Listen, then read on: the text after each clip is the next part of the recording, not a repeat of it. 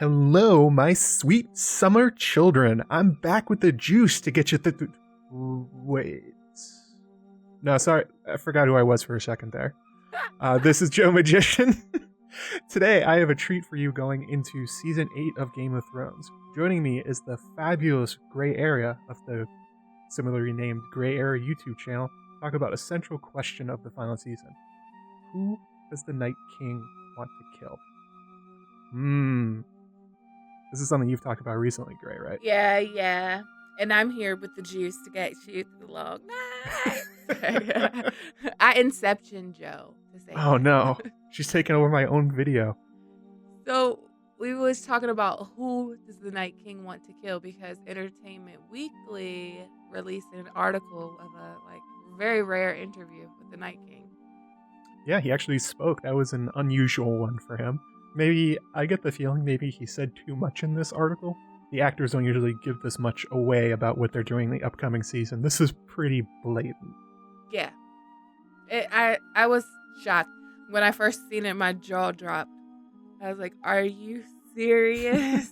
And then you ran home and got on your computer and started typing and making videos as fast as you could. No, because it was like back to back to back. Like, so the covers came out where the Night King had like the 7-pointed star eye. Mm-hmm. So that came out on like Monday. And then Tuesday, the trailer came out. And then Wednesday, this came out. So it was like just an exponential amount of juice. I waited about a week before I even talked about this. In your mind, though, you were all over this. This was your jam. Yeah. So, on Twitter, I was, Lord. Oh yeah, you were blowing up Twitter. Yeah. So for the people who don't know, why don't we read out a couple of the passages, the ones we're talking about in particular. Okay, so let's start with this one. What can we expect from him in the final season? People will see he has a target he wants to kill, and you will find out who that is. There's also that moment in Hardhome when Jon Snow was on the boat and the Night King looked at him and raised his arms. There's a similar and even stronger moment between Jon and the Night King this time. Ooh, yeah, that's, he probably shouldn't have said those things. Yeah. Yeah, that was like, he gave a lot away. Because if you think about that moment thing that he's talking about Jon and the Night King having a similar moment that they had in at Hardhome this season, and it's going to be like even, what did you say? Stronger. Even stronger. Yeah, even stronger.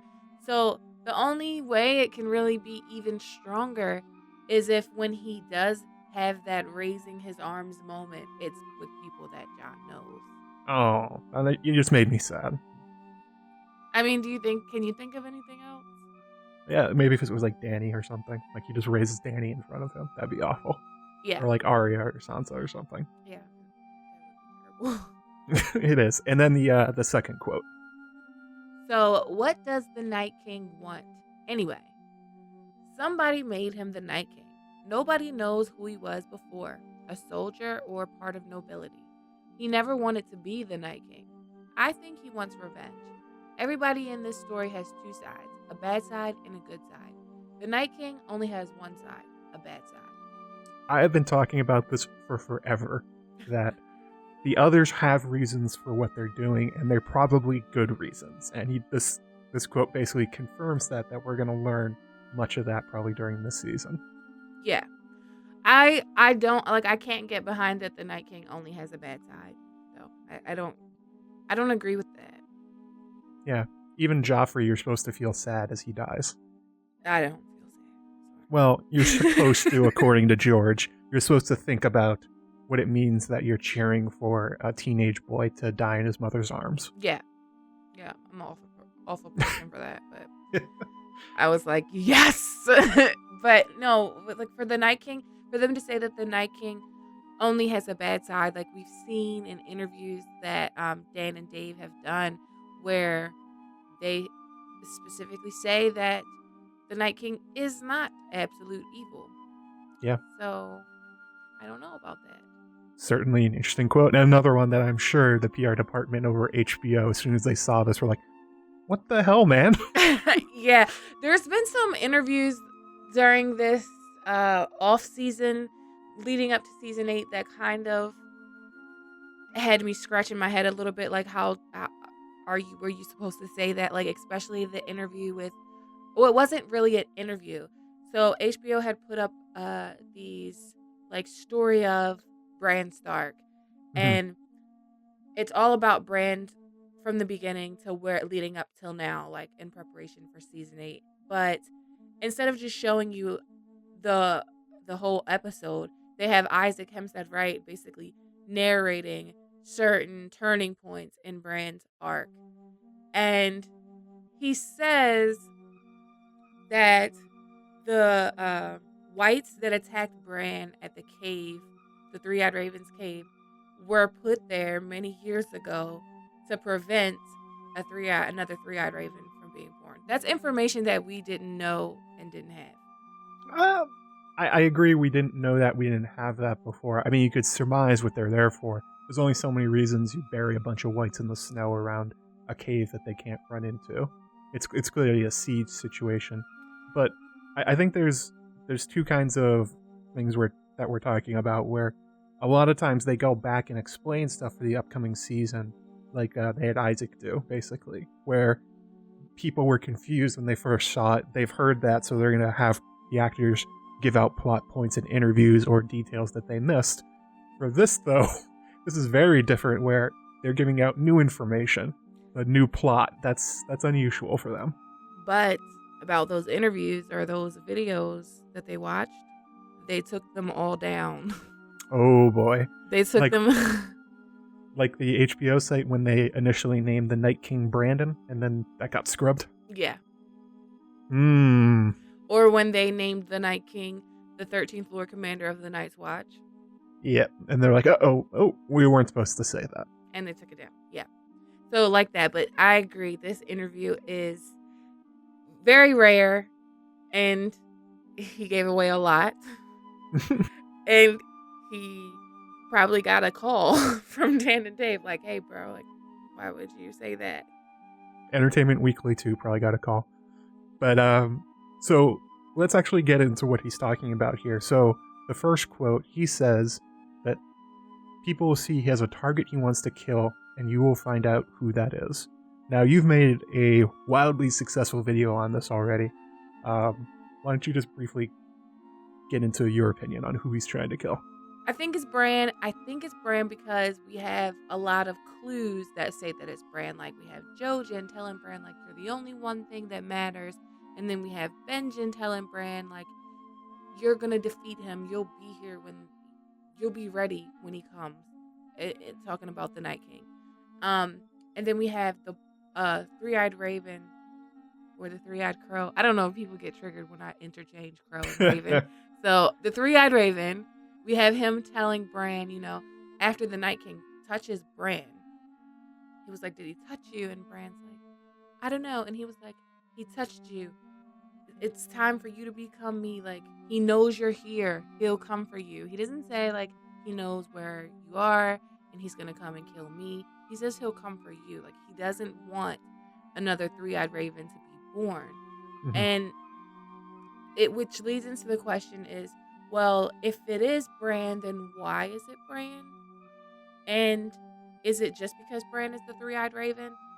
And I think that leads into something else, which is, what is the Three-Eyed Raven? So I won't, go down the rabbit hole because this is Joe's video. It's true. This is my video, Gray. So who do you think the target is? I'm in control here. Well, kind of. I don't know if I'm actually in control.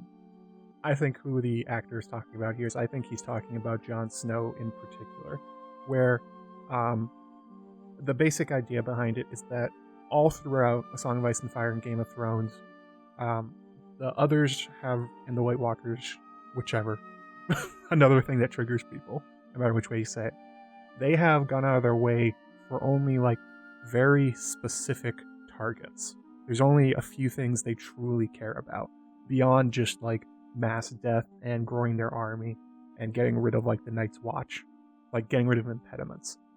They've cared very deeply about Craster's last son, and they've cared very deeply about Waymar Royce in particular. Those are basically it. And then Jon Snow in the show, because those, fun fact, those hard home scenes are not in the books. They made those up. But they are callbacks to Waymar. But anyway, so I think what's happening is that it's been marked for quite some time that as Jon is the Song of Ice and Fire, or whatever that actually means, that they know they've been looking for him for a long time. And they've been kind of waiting for a moment in his life when they can finally kill him in order to enact some kind of goal they haven't gotten to yet. So that's my pitch. I think it's Jon. I think they treat Bran similarly that they do to other characters that are in their way, but they do something different and something special for Jon. So, a while back, I will say, like, since the very beginning, I used to always think that Jon, like, the story was about Jon. Jon is the most important thing in the story. The White Walkers want Jon. Jon is the prince that was promised, and all of that. But more recently, I would say within like the last year, especially since season 6, I've been really looking at Bran. And I feel like what they did with Bran at the cave in season 6, episode 5, the way that they came was full force. Mm-hmm. And they definitely did. And we don't see the Night King physically fighting anyone. But we see the Night King physically kill the Three-Eyed Raven. True. And see, him and Viserion, I think, are the only ones he's taken down personally. Yeah. Like, usually he just has his White Walkers, or his lieutenants, as Dan and Dave call them, kill people. And he just kind of chills and watches. But we see him physically go up in that cave, and he, like, sizes up Bloodraven, and there's, like, this weird pause, and then he kills him. Mm-hmm. And in the HBO rewatch with Isaac Hempstead, he says that the Three-Eyed Raven and the Night King are ancient enemies. So that's even more so a reason why Bran would be the Night King's target, because he's the Three-Eyed Crow now. So now technically Bran is the Night King's ancient enemy. I mean, for sure, Bran is definitely in his way. We've seen them face off a number of times. Not only the scene you talked about earlier where he touched him and used that to mark him in order to find him, but there's also the scenes where Bran sends the ravens out to go find him, and at a glance, the Night King looks up and scatters it and actually breaks Bran's skin changing that's going on right there, that's a new thing when that happened. I don't think anybody knew that could happen. So, and you're right, when he goes into Bloodraven's cave, there's a certain amount of satisfaction I think you can see on his icy face as he takes out Bloodraven this time. Maybe he's done it before, maybe this is like a constant thing where in your video you suggest that the Three-Eyed Raven is more than a title, that as a human sort of bonds with the Weirwoods, he takes in some part of like this ancient knowledge, sort of like Avatar: The Last Airbender kind of thing. Yeah, that's what people in the comments, I've never seen that, but that's what people in the comments were kind of saying that it sounded like. Mm-hmm. So there's a interview with D&D, and I think it's Dave says, being the Three-Eyed Raven, it's not just a title, and the Three-Eyed Raven isn't entirely human. So Bran, the more, and we get an example of that. Like, we see how Bran has changed. Right. Like, season 7 Bran is creepy.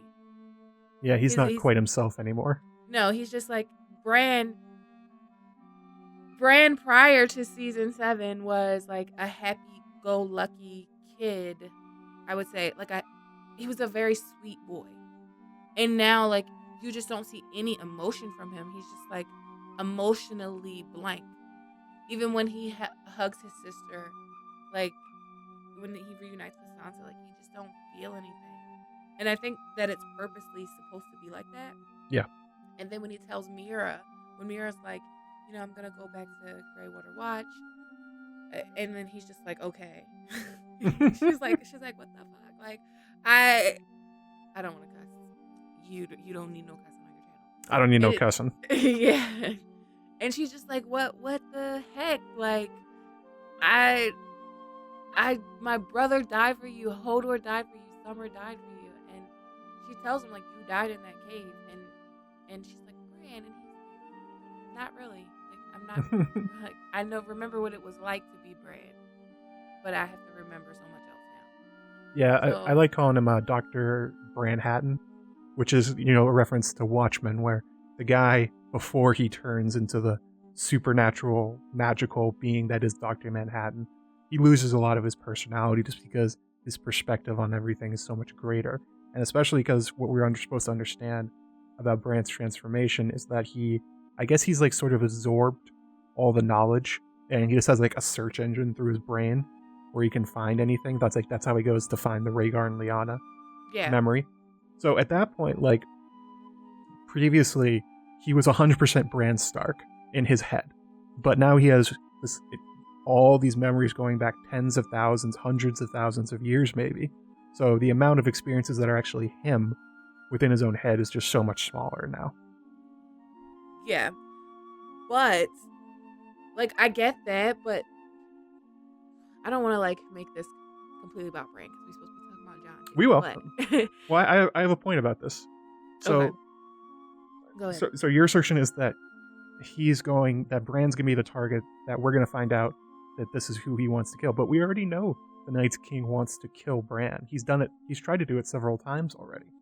So if when you look back and you actually parse the language that the actor is using, I don't think that makes like a ton of sense for what he's saying, because it'd be like saying like, oh, he wants to go kill like Bloodhaven, or he wants to go kill the Night's Watch. Well, that's already been an established target for him. Whereas when you look at Jon, he has notably declined to kill Jon at every point he's had an opportunity. And I think just if you look at what he's saying, it makes more sense on that level. So, in a certain sense, I get what you're saying, and I kind of agree with it. But where I will refute you at every turn is that we know that the general watcher, not like the over-analyzers like us and a lot of other people, but the general watcher that watches Game of Thrones has no idea who the Night King wants to kill, who he's tried to kill. They just think that he wants to kill everybody. Like, that's the general consensus, is that the Night King just wants to come back and kill people. Kinda, yeah. So there's no singular target at any time. But I will say that he has had the opportunity to kill Jon. Yes, he has. Twice. And he doesn't do it. Doesn't do it. So to the average show watcher, they know that the Night King has, for some reason, not killed Jon when he has the opportunity. And I think that tracks a little better. And if we look at the characters that he's tried to kill in the past, I mean, we look at Gillian, Little Sam. He's tried to kill all the wildlings, basically. The entire Night's Watch, Bran. As we talked about Bloodraven, that was apparently a very special moment for him. But it's not only Jon, though, that he has omitted killing. So there are some other opportunities here, like, for instance, Daenerys. Somebody did an analysis on the scene where he throws the spear to kill Viserion. Actually, Viserion was very far away when he did that. Drogon and Rhaegal were much closer, and so was Daenerys.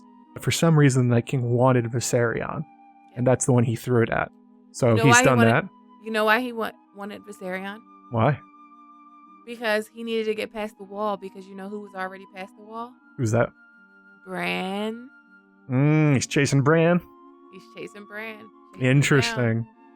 But I did a comparison on that. I don't know if it was mine that you watched. It probably was. But yeah, they have, when Jon and Beric and Tormund and the Hound are all standing on that island, like surrounded on that lake, they actually have those throwing javelin spears. Yeah, they had them ready to go.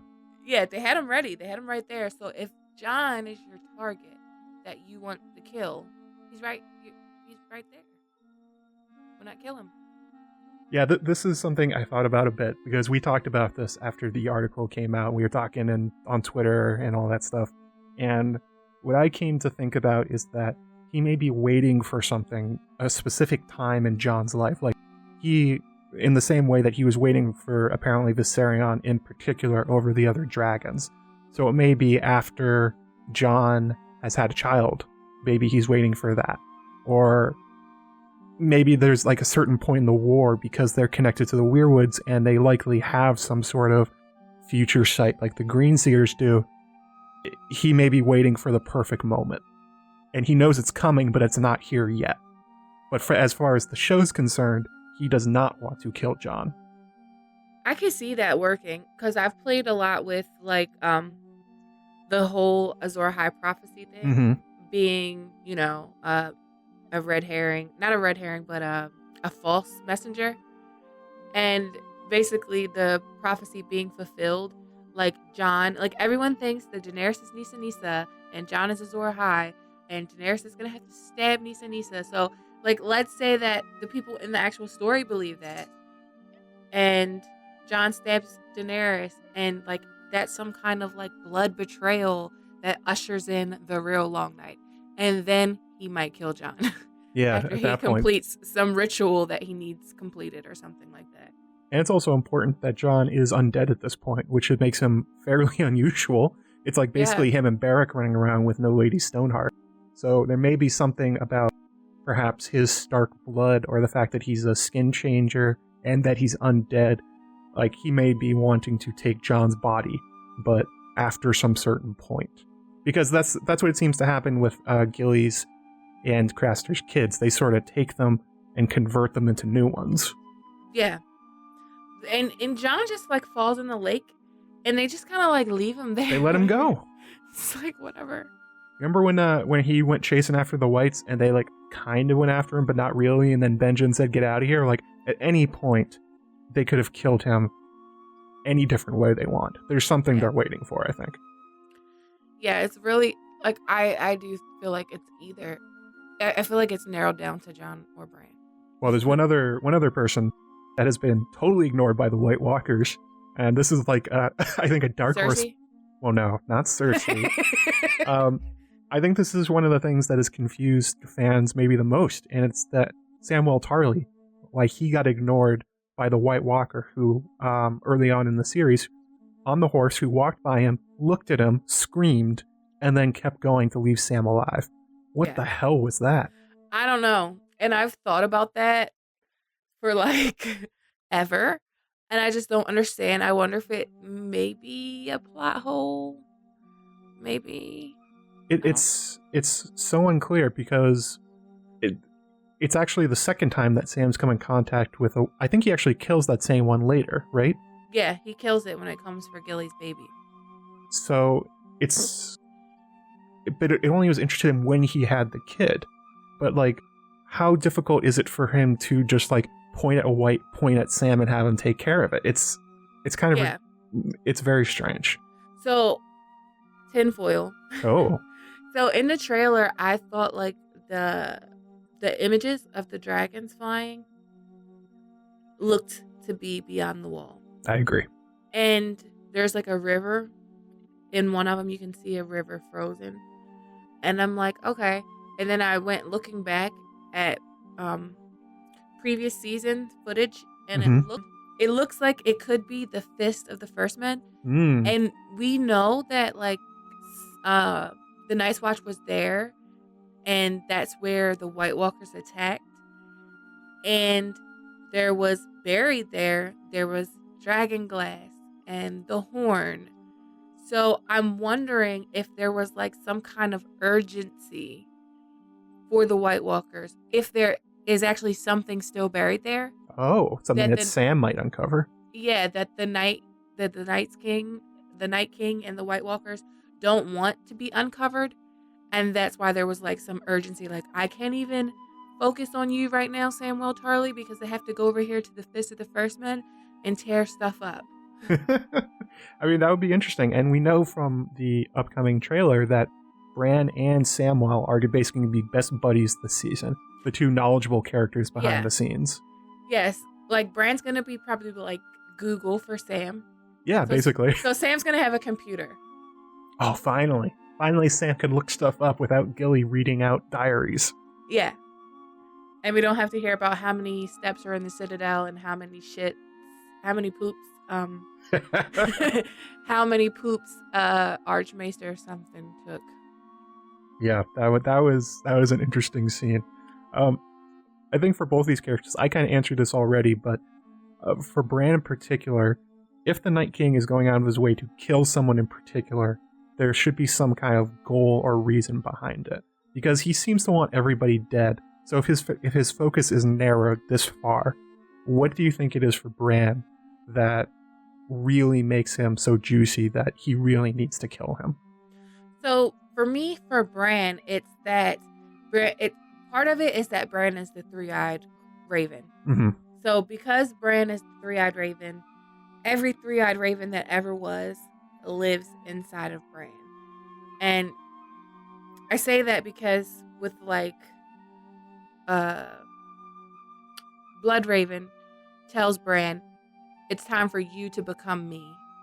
So Bran is becoming the three-eyed raven. And then inside of Bran is Brynden Rivers and whoever else was the three-eyed raven before Brynden Rivers, going back to whenever the three-eyed raven was first created. And I think during the initial Long Night, it was the three-eyed raven that defeated the Night King. Or in the books, I think the Night King is the Great Other. Oh. Yeah, I think they're the same thing. But I just think the show simplified it because they don't use the word others. They use White Walkers. So they just made it Night King, just to make it simple. The whitest of walkers. Yeah. So I think there's like part of it is revenge, like revenge on the three-eyed crow, the initial one, initial three-eyed crow, which is part of Bran now. And there's like a little foreshadowing for this with like all of the like Sam feeling other people inside of the birds. Sure. And then Vladimir Sixskins feeling Vladimir Sixskins. Vladimir. I have a cat named Vladimir. It's Veramir. Veramir Sixskins. I don't even call him Veramir. I call him Vamir. Vamir Sixskins.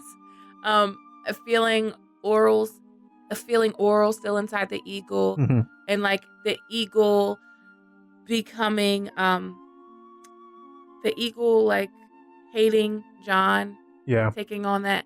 And then there's this quote, I think it's from Bran, and I don't know if it's in the book, but it's in the history and lore for Game of Thrones, and it's about wargs, and it's about whether the man controls the beast or the beast controls the man.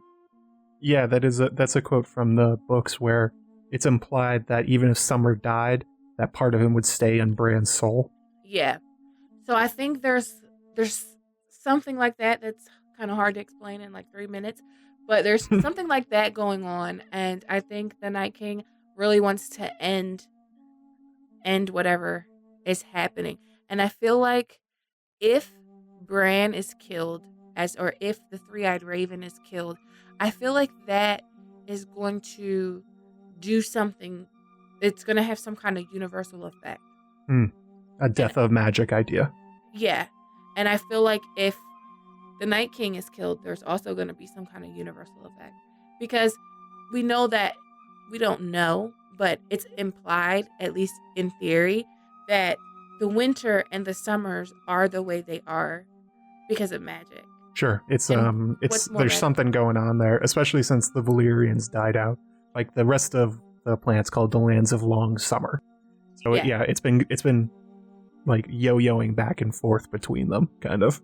Yeah, and on a universal level, it's affecting the universe and the summers and the weather. So I feel like to eliminate them, both of them, or one or the other, that there's going to be some kind of big effect that we're not aware of yet. So that is the case for Bran. I laid out mine for Jon. Who do you think is right in this one? Tell us in the comments. Did Joe convince you, or did Gray? Which one is the Night King really going for? And we just have one more topic we're going to talk about. The other information that was revealed in this, and that he never wanted to be the Night King, that he wants revenge. And this is something interesting because when you watch the acting for the Night King creation scene, he is struggling and he looks terrified. He doesn't look happy to be there, but it's something that clashes directly with the myths we get from the books, and they've actually included in the history and lore, where the Night King is more implied to be a willing participant, that he found and took the Night's Queen and gave her his seed and ruled from the Night Fort. But this seems to be directly clashing with that he was created totally against his will. What do you think about that? I think he was created against his will. Like I believe that he was. I think I've told you.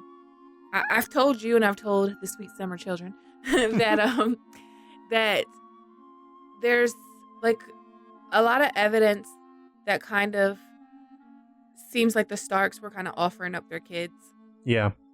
To the cold gods, kind of like what Craster does with his kids. So I could definitely see a situation like that. Now, for the first White Walker ever created, that's the Night King.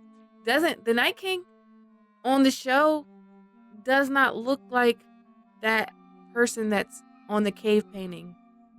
I mean, unless he shaves. Because the guy in the cave painting has a long white beard. Maybe that's Edric Snowbeard, the legendary Stark King of Winter. Yeah, well, maybe he was the first. but I mean, he's tied to a tree. He's tied to a weirwood tree. Yep. And dragon glass is shoved through his heart. Yeah, that's not a great thing to have happen to you. Not something that looks willingly. And what's interesting, I think, about this is that, like you're saying, if he was, this is something from your Memory, Sorrow, and Thorn idea, that giving over a promised prince may have been the creation of them. This almost certainly implies that perhaps your ideas about the timelines, in that the Andal invasion lining up with the first long night, may be correct. Because if the Starks are giving up somebody to the children to create the White Walkers, they wouldn't do that to fight themselves. Exactly. They would do it to fight the Andals. And all of Westeros is conquered, or was conquered, by the Andals, save for one place, the North. Yeah, they went everywhere else. They took down the Vale, they took down the Crown Lands, took down the Westerlands, even the Reach. Although what's interesting is that although they won the days, eventually the First Men did come back. Like when Aegon the Conqueror lands in Westeros, among the kings of Westeros, almost all of them are First Men.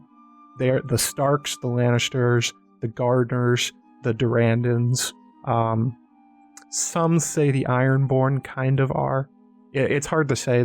Their details are kind of muddied in the past, but really only Dorne and the Vale have Andal kings at that time. So it seems that whatever they did after the Andal invasion worked pretty well, because they took back a lot of their territory. Speaking of Andal invasion and what Joe's talking about, this interview that the Night King did, the cover of the interview, you get a really close-up picture of the Night King, and you get a really close-up picture of the cover of the Entertainment Weekly magazine. And the Night King has a 7-pointed star as his eyeball. He does. A 7-pointed star. And then the Stranger from the Faith of the Seven has stars on his eyes. Simeon Star Eyes, huh? And then there's Simeon Star Eyes. And there's a lot of juice that we could get into, but then this video would be like 5 hours. It would be 5 hours, but just on like a simple level, the Starks are known primarily for their dark features. They almost always have brown and black hair, kind of like the Baratheons and the Strongs, like I talked about in my last video. But the Night King character, at least in the show, has blonde hair. And they are very willing to dye hair and change eye color if they need to. They decline to for some reason. Yep. And there's this, like, I don't know how canon this is. There's this board, and I guess Joe could link it or show it on the screen. And it's like the recreation of the scene, and it's supposed to be what the show people or the director people drew out to make sure the scene was right. And that board says the Andal is tied the Andal is scared or something like that. Mm-hmm. You know what I'm talking about? Yep, you showed me this. It's if it's canon, it's interesting. I don't know exactly where it came from, if that website is real, but if real, it's very interesting. Yeah, and they spelled Andal wrong. So maybe English isn't their first language, and I don't know, but they spelled Andal wrong. He certainly looks like an Andal. It was interesting. And then there's a lot of things about iron and dragon steel that don't really line up with the timeline, that kind of make you question things. And then there's always, when you think about, George says he wants the prequel to be called The Long Night. He thinks it should be called The Long Night. And the teaser that we got for the prequel that's supposed to come out after season 8 is, it's not the story we think we know. And the story we know is that the children created the White Walkers in response to the First Men. So if that's wrong, maybe Grey's right. Maybe. We'll see. We'll see. I'm not betting on it, you know. Well, it certainly helped you out, much in the same way for the How Strong video, where Amanda suddenly got all this information from Fire and Blood that helped out her idea. It appears that the show is helping out your ideas at this point. Yeah, it is. It is. So, like, I don't know. I feel like we're not going to get the answers that we want in Game of Thrones Season 8.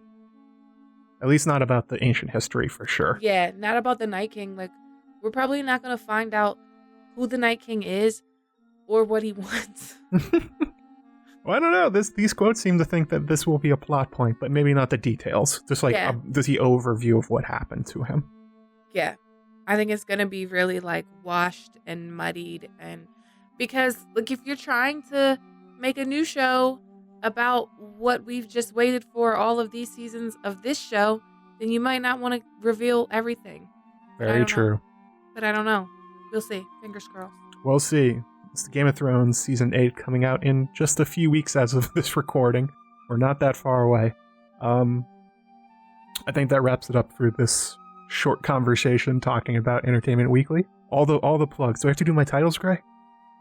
I don't think so. Do the titles. Let me do them. I'm Miss Anday. Oh, yeah. Do my titles. JoeMagician, YouTuber, writer for Watchers on the Wall, moderator for Reddit, A Song of Ice and Fire, subreddit. My Father of Dragons, Breaker of Chains. Wow. You got them all. That's amazing. Except no, I don't think I got them all. No, you missed moderator for, God, I said it wrong too. Co-host for Maester Monthly, the podcast I do with my fellow Song of Ice and Fire mods. Ed, Gray, where can people find the juice to get them through the long night? You can find me on my channel, Gray Area, on YouTube. You can also find me on Twitter at This Gray Area and Instagram at This Gray Area. And I have a podcast that does not have a name yet that will be coming up shortly. You'll see it. Or hear it. You don't really see podcasts. Probably hear it. Like, that's usually how podcasts work, I think. Yeah. But thanks for having me on, Joe. It was fun. Of course. It's always great talking to you, Gray. All right. See you later, everybody. And thank you very much for listening. If you want to hear more, go to Gray Area's YouTube channel and watch her video titled, Why is Bran Stark the Night King's Target? The link will be in the description. She makes a very convincing and entertaining case, so I suggest you check it out. For what's coming up next, Game of Thrones Season 8 is fast upon us, so I'll have one more video before the season starts. It will be a sequel to my Killing of a Ranger video with some ideas I talked about in this video as well. As for my schedule during the show, I'll be doing streams for about a half hour to an hour directly after each episode here on my channel. Make sure you hit the little bell button so that you get notified when I go live. And then a produced video or two during the week with reviews and theories and observations during the episode. If you would like to support the channel, consider signing up at Patreon at patreon.com/JoeMagician, where you can get access to the video and audio ahead of time, custom artwork from what you see in the videos drawn by Sanrixian, and at the higher levels, you can even have the ability to have me make a video on a topic that we choose together. And now, to give thanks to my many wonderful patrons, my brown wizard, Mr. Skillen, my Blue Wizard, Pandora, 1777, and my Archmaester patrons, Nessie the Questing Beast, June the Healer, V the Archmaester of Nothing, BryndenBFish, Kasey D, Yohann, Notacast, Sanrixia, Steven Stark, and Lady Shar. And for more content from me, I am a feature writer on Watchers on the Wall, a co-host of the Maester Monthly podcast, as well as a moderator for the R Song of Ice and Fire board on Reddit. Remember to like, comment, share, and subscribe if you enjoyed what you heard. Thank you very much for listening.